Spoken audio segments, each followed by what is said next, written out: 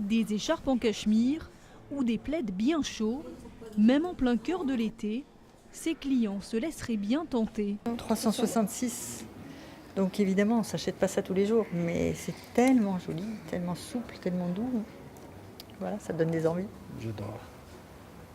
Ça va faire un bel cadeau de Noël. C'est vraiment des choses qu'on remet et que même, je dirais, on passe à d'autres générations après. C'est ça l'intérêt.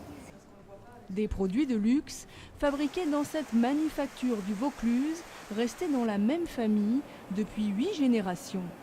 Brin de Vian-Tirant est le dernier lainier de France et à la barre, l'un des descendants, Jean-Louis Brin. Le fil de l'histoire démarre ici. C'est la première transformation. On passe de la laine du mouton jusqu'à une mèche. Donc c'est la première étape de la filature qui se termine avec la torsion du fil. Fondée en 1808, l'entreprise est toujours restée fidèle à l'Isle-sur-la-Sorgue. Malgré la crise de 1929 et l'arrivée de la grande distribution, ses dirigeants n'ont jamais voulu délocaliser.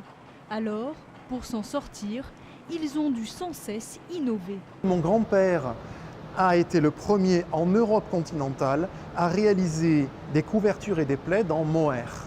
Cette fibre qui permet d'augmenter le nombre de coloris, de faire de la fantaisie, de la légèreté, de la douceur, ce qui jusque-là n'existait pas. Le virage du luxe est amorcé dans les années 60. D'un produit de consommation, la couverture devient un objet de décoration, vendu pour certaines jusqu'à 2000 €. Là, c'est du bébé lama, ça vient de Bolivie. Et voici le hangar où sont stockées les matières premières, des fibres du monde entier, négociées entre 10 et 500 € le kilo.